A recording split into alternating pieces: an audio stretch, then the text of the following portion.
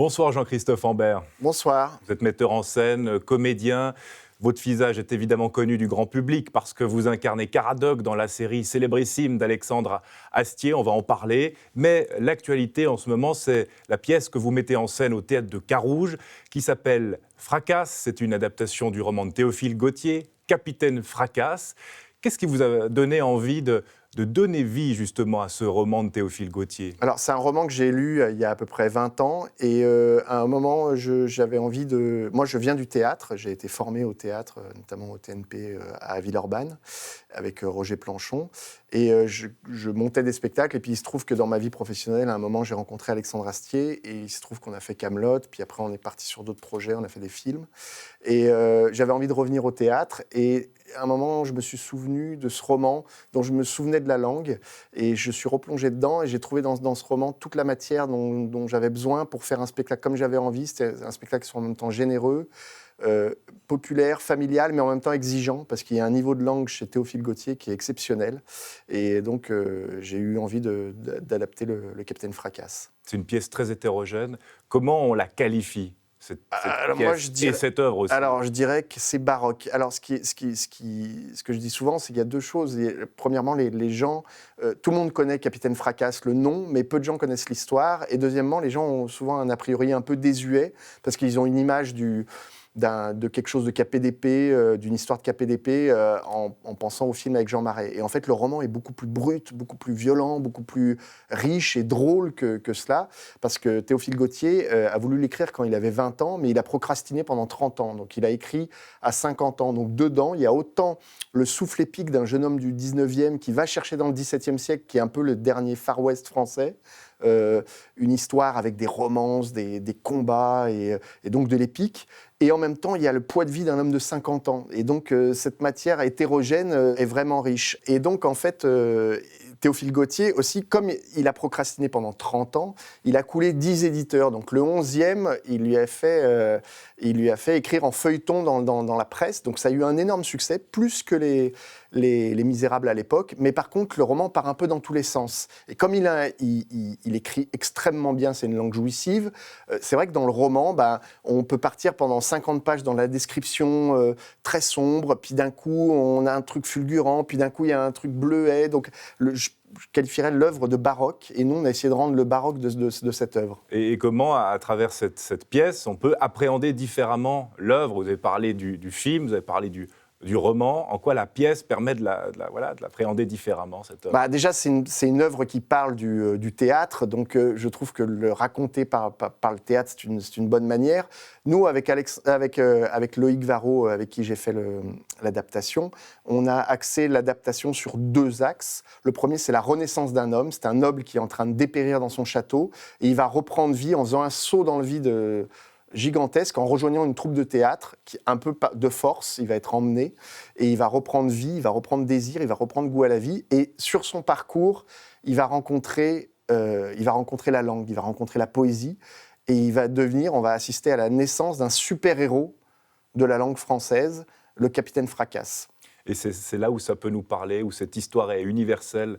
C'est l'histoire aussi peut-être de quelqu'un qui se sort d'une situation et qui s'élève. Oui, on est tous à un moment dans notre vie bloqués dans une situation, que ce soit sentimentale, professionnelle, amicale, familiale. Et effectivement, souvent, il faut faire un peu un saut dans le vide pour pouvoir reprendre vie. Et effectivement, c'est quelque chose qui peut parler à tout le monde. Et il y a beaucoup de personnages, il y a une troupe fabuleuse. On voit aussi les personnages, au fil des 2 heures de la pièce, s'émanciper. Il n'y a pas que le Capitaine Fracasse. Non, tous les personnages ont un parcours, et effectivement, il y a un parcours où on peut avoir un a priori. Par exemple, il y a un personnage d'un marquis et d'une marquise qui sont joués par des 2 acteurs suisses romans. Jean-Alexandre Blanchet et Caroline Cons, où on peut avoir un a priori un peu ils sont un peu glauques au début, et puis finalement, ce sont des gens qui s'émancipent, et on a un autre regard sur eux au fur et à mesure de la pièce.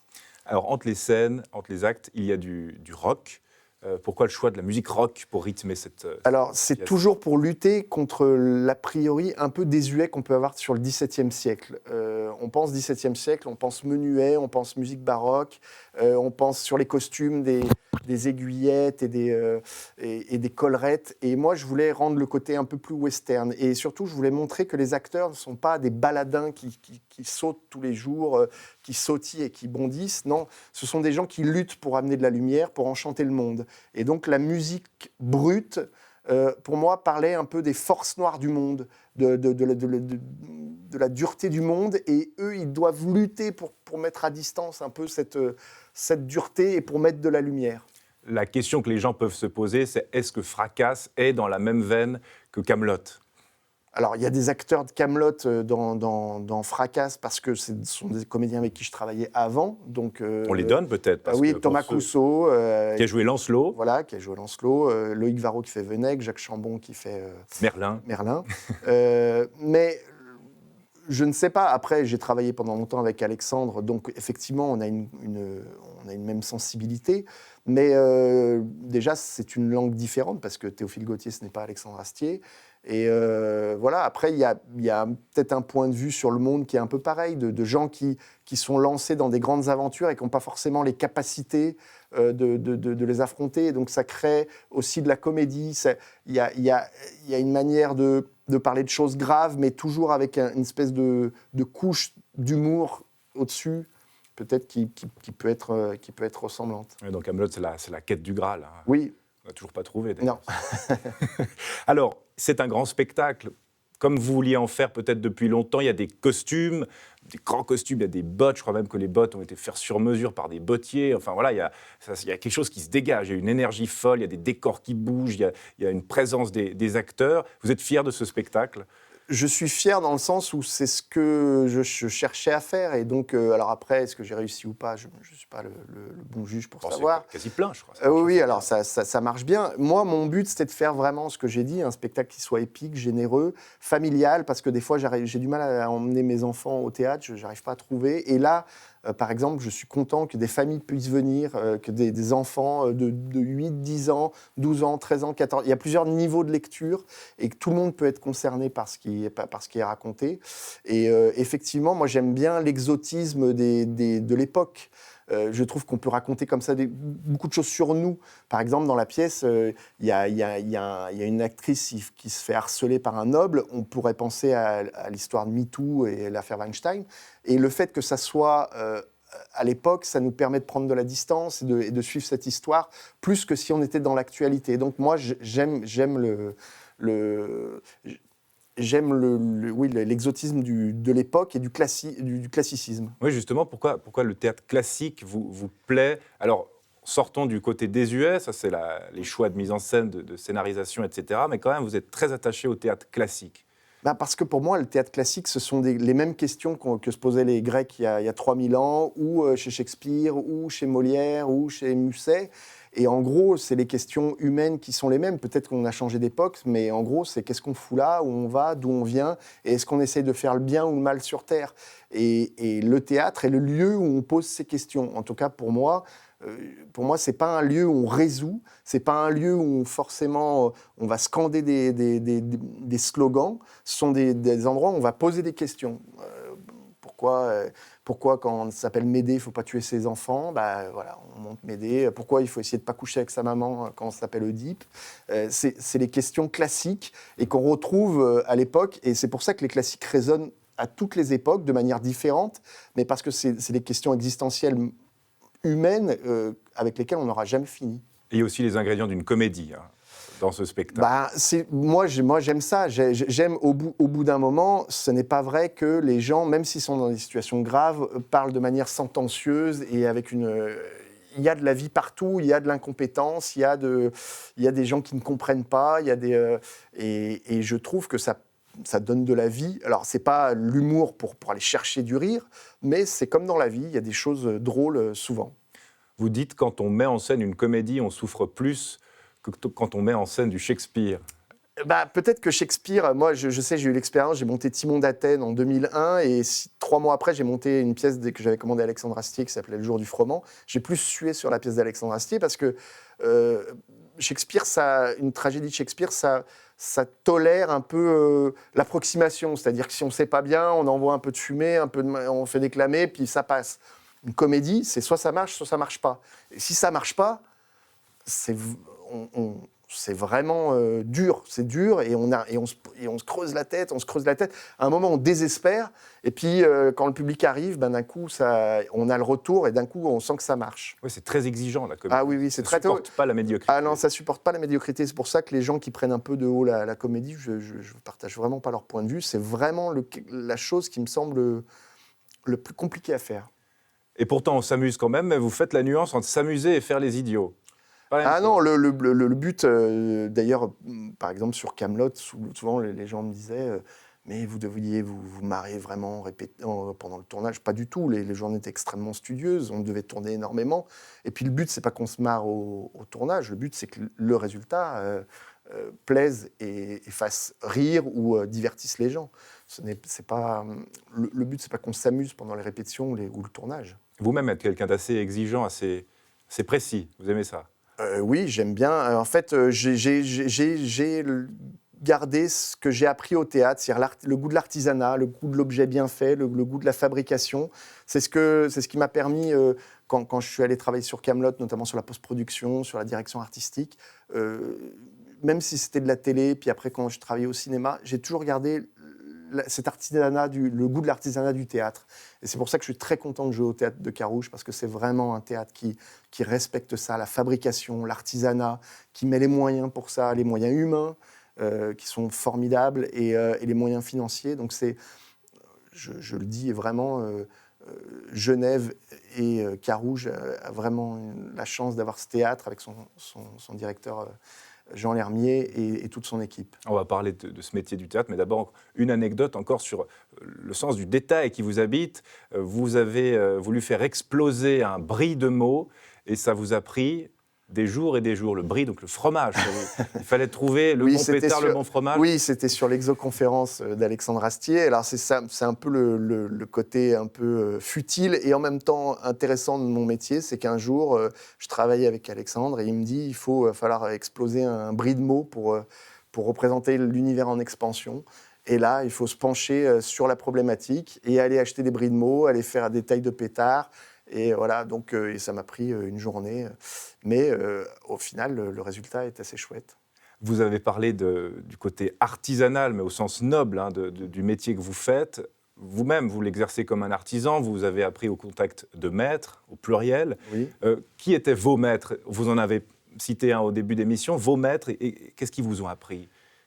Je ne peux pas dire précisément ce qu'ils m'ont appris. Moi, j'ai travaillé, je montais des spectacles et puis j'allais travailler avec des metteurs en scène, donc notamment Roger Planchon, Laurent Pelli. En fait, en me mettant à leur service, j'apprenais comme une éponge. Donc je ne peux pas dire précisément ce que j'ai appris. Mais en fait, le fait de travailler au contact de ces gens tout le temps, et ben, du coup, on emmagasine, puis en fait, on se rend compte qu'on sait faire, qu'on a appris plein de choses, quoi. On apprend même la lumière en étant doublure lumière. Oui, voilà. Des choses comme ça. Oui, voilà. Avec Roger Planchon, je travaillais avec un très grand éclairagiste qui c'était André Dio, et le fait de faire la doublure lumière. Puis un jour, j'ai monté un spectacle, je me suis rendu compte que je savais dire exactement ce que je voulais, alors que j'y avais pas réfléchi. Et maintenant, je suis très attentif à la lumière. Revenons à 2005, une année dont tout le monde se souvient avec la naissance de Kaamelott, immense succès populaire. Alors on ne va pas vous poser la question de savoir si vous saviez que ça allait être un succès, mais aujourd'hui, quand vous voyez, presque 20 ans plus tard, ce qu'est devenu Kaamelott, il y a eu un film très récemment avec des suites, est-ce que vous avez arrivé à expliquer ce succès? Non, on ne peut pas expliquer, on peut faire honnêtement ce qu'on a à faire, et puis... Moi, je sais qu'a posteriori, il y a des gens qui nous ont dit « Oui, je pense que les gens avaient envie d'une chose décalée en costume. » Puis ça n'aurait pas marché, ils auraient dit « Je pense que les gens n'étaient pas prêts pour un truc décalé en costume. » Donc en fait, on ne peut pas dire. Nous, on a fait honnêtement ce qu'on a voulu. Et il se trouve que c'est tombé au bon endroit, au bon moment. Et les gens ont accroché. Et par contre, ce qui est vrai, c'est qu'il y a un phénomène... Enfin, c'est... Toute proportion gardée, il y a un peu un truc à la Rolling Stone ou à la Pink Floyd, c'est-à-dire que les gens qui aiment il y a des gens qui n'étaient pas nés quand Kaamelott est sorti, qui me sortent toutes mes répliques. Je rencontre des fois des gamins de 10 ans qui connaissent par cœur. Donc, et du coup, au film Kaamelott, il y a en même temps les grands-parents, les parents et les enfants. Et donc, il y a un peu un phénomène un peu à la Rolling Stone, toute proportion gardée.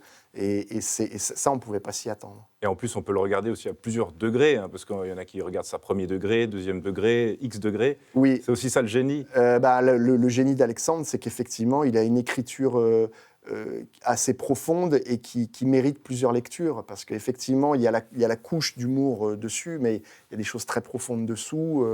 Et en tout cas, nous, il a toujours eu cette volonté. D'ailleurs, le film, pour moi, valide ça, c'est que on est entré par un format télé qui était assez court, mais il y a tout de suite eu la volonté de dire on va pousser les murs, et nous, ce qu'on veut faire, c'est de l'épique. Où il y a de l'humour dedans, mais c'est des aventures épiques. Alors, vous parliez des phrases cultes. Hein. Bon, la plus célèbre, c'est forcément celle qu'en plus vous prononcez. Quand vous ne comprenez pas, vous dites « c'est pas faux ». Il y a des t-shirts même. Oui, alors, c'est pas nous, c'est pas Alexandre qui a décidé que c'était une phrase culte, c'est le public qui s'en est emparé. Ça n'a pas été écrit dans cette volonté-là. Après, les gens s'en emparent et en font ce qu'ils veulent. Mais c'est pas nous qui utilisons le terme phrase culte. Vous êtes donc aux côtés de Perceval hein, dans Kaamelott, Perceval qui est campé par Franck Pittiot. Assez philosophe, hein, Caradoc et Perceval. Au final, au fond, alors, des leçons de vie. ce sont des gens qui sont en plein dans ce qu'ils font, c'est-à-dire qu'ils n'ont pas d'arrière-pensée. Alors après, ils peuvent s'énerver, ils n'ont pas de cynisme. On leur donne un truc, ils le font. Après, ils y arrivent ou ils n'y arrivent pas. Ils ont leurs limites, mais ce n'est pas à nous de juger les limites, c'est l'auteur qui... ils ont leur incompréhension. Mais en tout cas, ils sont pleinement dans les choses. Et je pense que ça, c'est quelque chose qui, à jouer et puis à voir, qui est assez agréable. Vous-même êtes un peu philosophe, en tout cas féru de philosophie.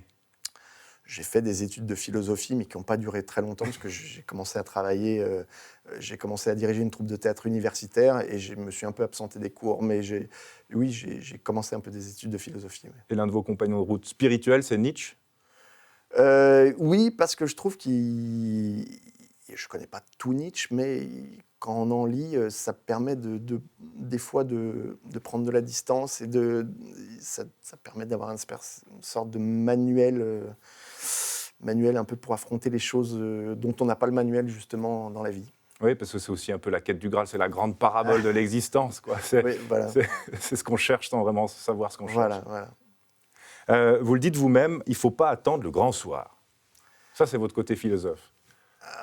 Oui, parce que j'ai fait une conférence là-dessus. Non, oui, parce que si on passe... Alors nous, on travaille dans un milieu où on attend beaucoup le grand soir, le grand moment où il va se passer un truc qui va tout changer. Mais en fait, si on passe sa vie à attendre ça, on n'avance pas, je trouve. Après, les choses arrivent ou arrivent pas.